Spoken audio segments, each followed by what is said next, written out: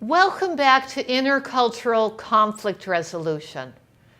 What I would like to do this week and the next, for sure, and possibly even 3 weeks, is start to talk about the roots of one of your texts, the Exploring Culture, Hofstede's Synthetic Culture text.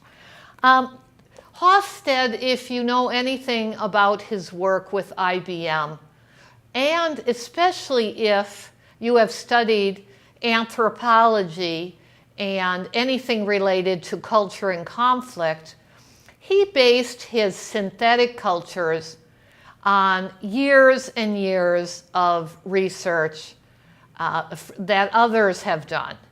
Anthropologists and others studying culture, cultural difference, cultural negotiation styles, cultural communication. His actual research was his own, but then, as any good researcher does, he related it to a long, old body of research.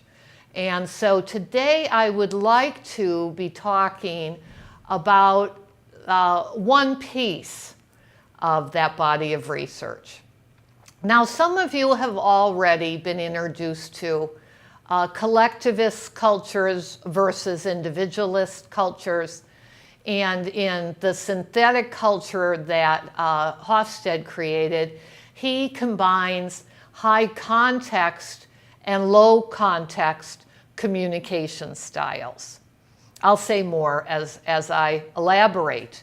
And so today, because these two different bodies of research, collectivist versus individualistic and high context versus low context communication, have so much to them that I would like to spend today just talking about them. And before I do, though, I would like to read from a quote that I found in one of Stephen Covey's books. Now, those of you who are familiar with him know he is famous as the leadership guru for a book he published, The 7 Habits of Highly Effective People. And a friend gave me one of his daily reflections books this year, and I have found so many parallels to NCRP, so much resonance, and I hope you agree as I read this quote that this is highly relevant to intercultural conflict resolution. Here we go. You are better able to love unconditionally, to take initiative, to be both courageous and compassionate simultaneously. Oh, just a second. That is not the one that I wanted to read to you, though I hear NCRP in that as well.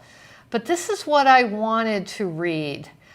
He recommends that we do daily reflection, and we have our reflective practice. He quotes the familiar saying, "As a man thinketh in his heart, so is he." And then says it takes conscious effort to ponder and meditate, to slow down the rush and the urgency addiction long enough to get perspective and inquire. And I will be talking about this need for reflection, for meditation, as a part of understanding high context communication and collectivist cultures. Okay, let me read one more quote before I do that. The hard moment comes when you have a difference with someone and you're tempted to simply compromise. To do, in NCRP language, the distributive dance, meet in the middle, split the pie, split the apple. It's taking the course of least resistance by trying to quickly and efficiently find some middle position satisfactory to both, even though you know in your heart it does not optimize the situation. You know there are other unexplored alternatives out there. The trick to avoid path of least resistance is to really understand the issue and underlying needs and concerns of the people involved. In short, You must aim to optimize rather than to merely satisfy. And the reason I decided I wanted to read this quote to you today is this is particularly important with intercultural, cross-cultural NCRP. We possibly can find a place in a business transaction where business people from 2 or more different cultures can be satisfied. But most of the time, in most multicultural conflict resolution, especially with peace building, life is not that simple. We must take the time to deeply understand each other as much as possible, explore alternatives, and seek optimal higher ground.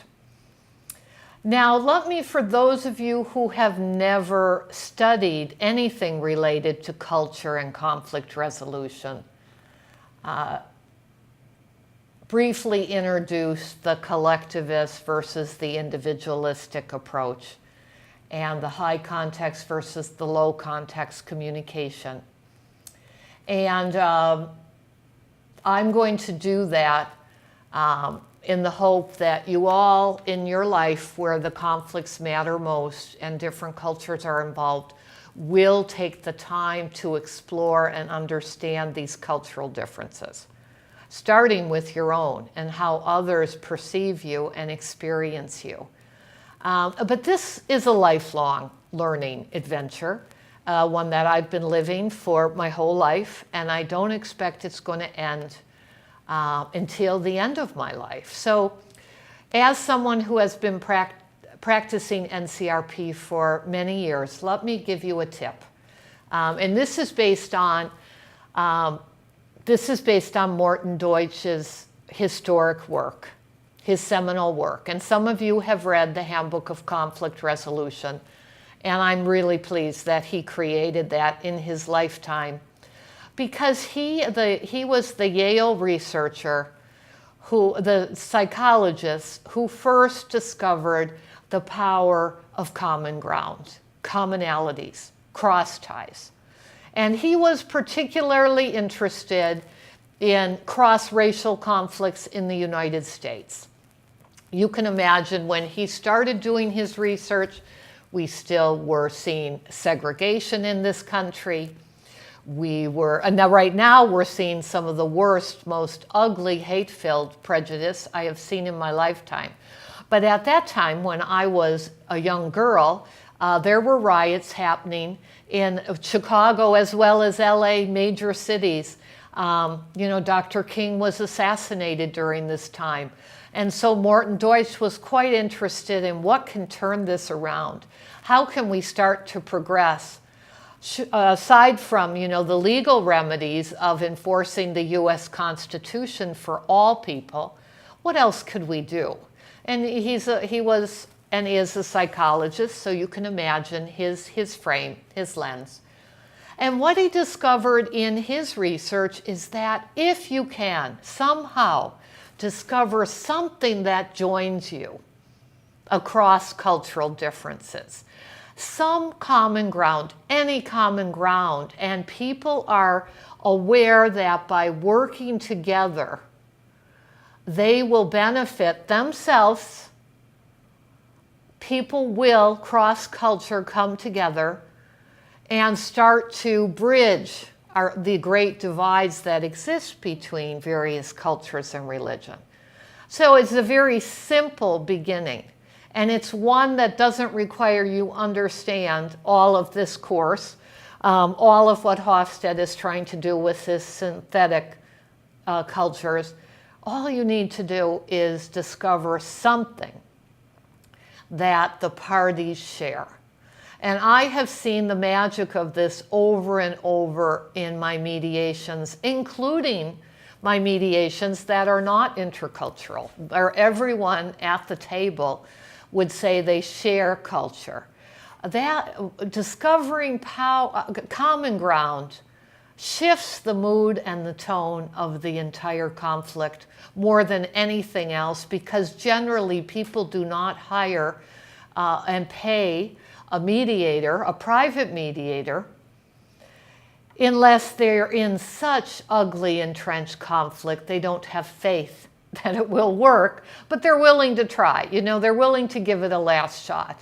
And at the moment, after they have been deeply and fully heard and they understand they have been heard in ways that satisfy them, for the mediator to then pull out common ground, cross ties, transforms, bridges that conflict and transforms it into a collaboration. I've seen it again and again. So that's my tip for you in intercultural conflict. Now I'm about to go into some of the frames that you will be working with this semester, and they may overwhelm you at times, but historically students have said they have helped them understand themselves and experiences that they have had with and in other cultures. And so hang in there. It's worth it.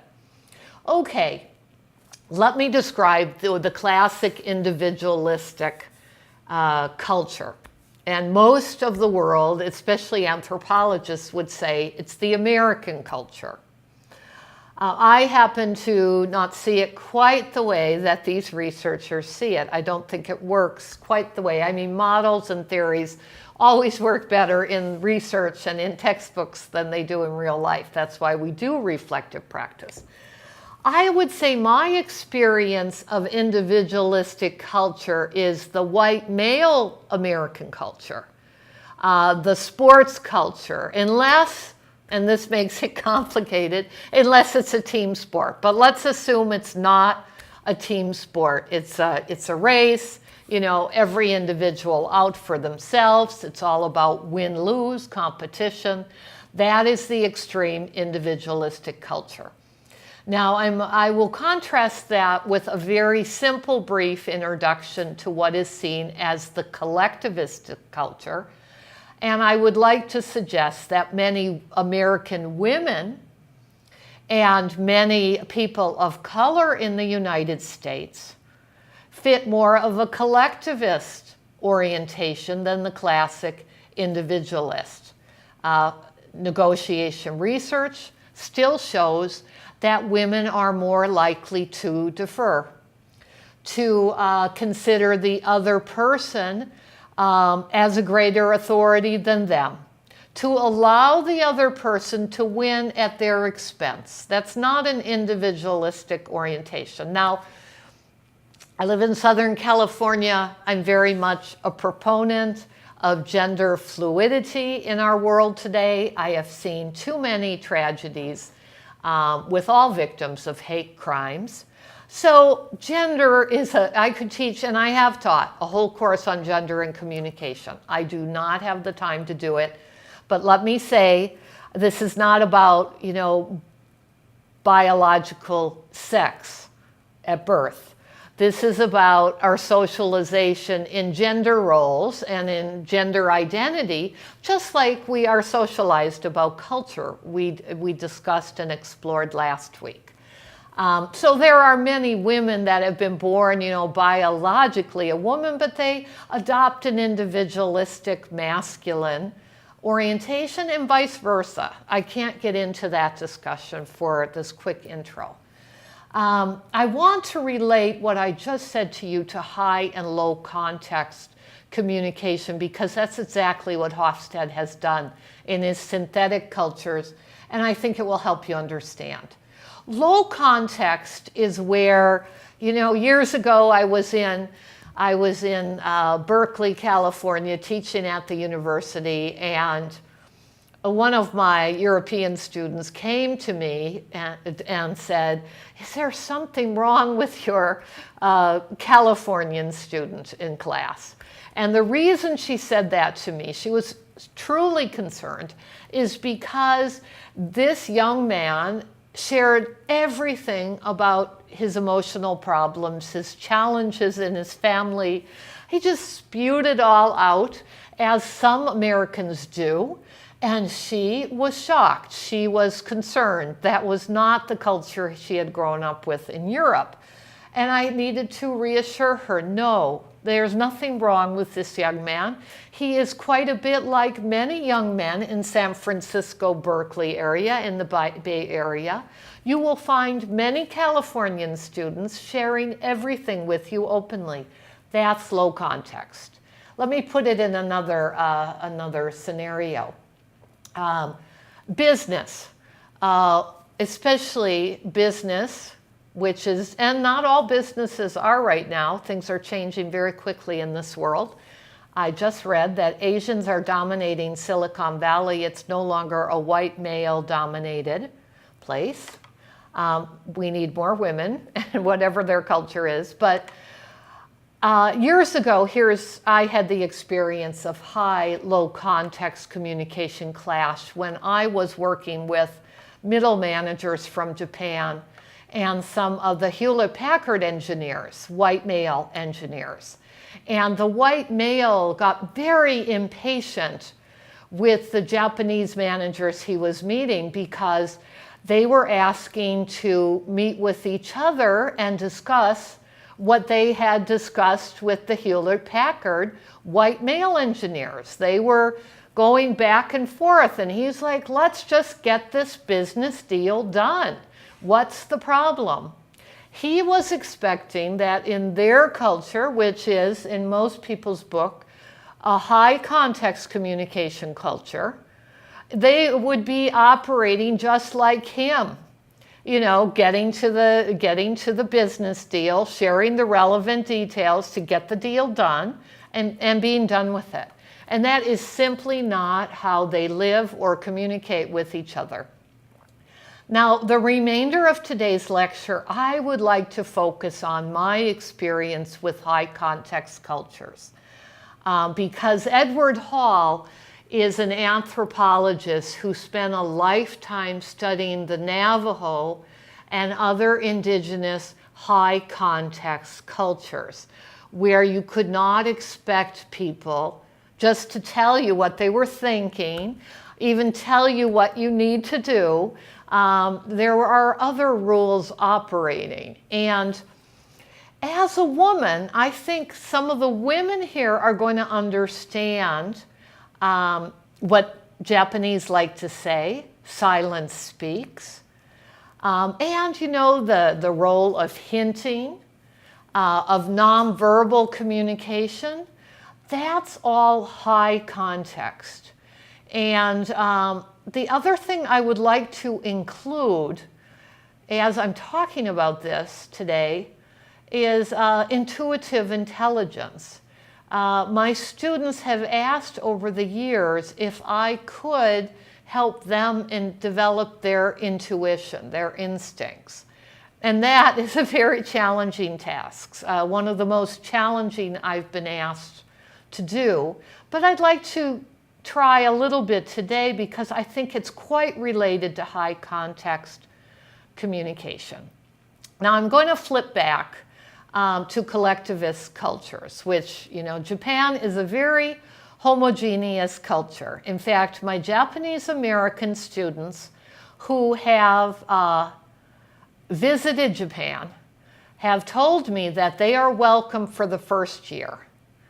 But after that year, they are given hints, and not so subtle hints, that they are no longer welcome because they are not part of the pure homogeneous culture. Now, frankly, I received the same messages when I lived and taught in Norway, the culture where my grandmother and uncles were raised. They were not happy. I mean, when they saw me, they assumed I was Norwegian.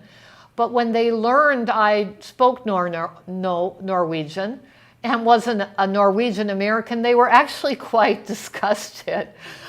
Because, you know, I'm not considered a part of the Norwegian culture. I'm an American. And so it's a similar. But that collectivistic culture is very loyal to its culture. And it does not mean that they are more likely to welcome you into their group. That's a misunderstanding. That's not true. So individualists in America are rude. Well, you may experience a collective culture as rude as well because they don't welcome you. You are not part of their collective.